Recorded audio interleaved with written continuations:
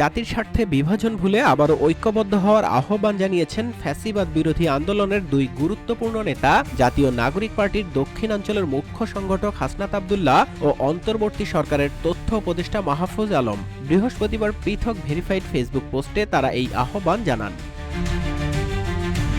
সামাজিক যোগাযোগ মাধ্যম ফেসবুকের এক পোস্টে তথ্য উপদেষ্টা লেখেন, ব্যক্তির আদর্শ, সম্মান ও আবেগের চেয়ে দেশ বড়। দেশপ্রেমিক শক্তির ঐক্য অনিবার্য।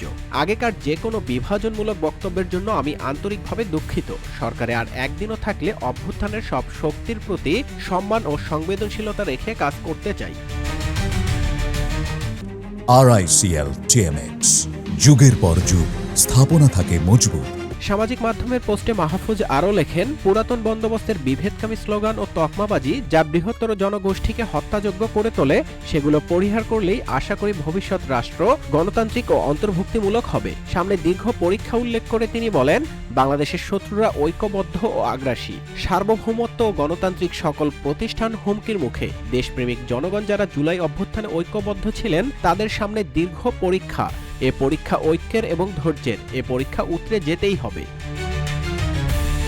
এদিকে নিজের ভেরিফাইড ফেসবুক পোস্টে এনসিপির দক্ষিণাঞ্চলের মুখ্য সংগঠক হাসনাত আব্দুল্লাহ লেখেন, জুলাইয়ের ফ্যাসিবাদ বিরোধী সকল শক্তির প্রতি আহ্বান, যে বিভাজনটা অপ্রত্যাশিতভাবে আমাদের মধ্যে এসেছিল, সেই বিভাজনকে দেশ ও জাতির স্বার্থে মিটিয়ে ফেলতে হবে। হাসনাত আব্দুল্লাহ আরও বলেন, মনে রাখবেন, আওয়ামী ফ্যাসিবাদের পতনে দেশে বিদেশে অনেকে নাখোশ হয়ে আছে। এই নাখোশ বান্দারা আমাদের বিভাজনের সুযোগ নিতে নিতে আজকের এই অস্থিতিশীল দিন এনেছে। দেশ ও জাতির প্রতি দায় ও দরদ আছে বলেই আমরা এক হয়ে ফ্যাসিবাদের বিরুদ্ধে লড়েছিলাম।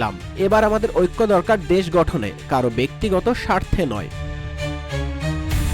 এই দুই নেতার আহ্বান এমন এক সময় এলো যখন অভ্যুত্থান পরবর্তী রাজনৈতিক দৃশ্যপটে ঐক্যের অভাব ও পরস্পরের প্রতি সন্দেহ জনসাধারণের মাঝে প্রশ্ন তুলছিল।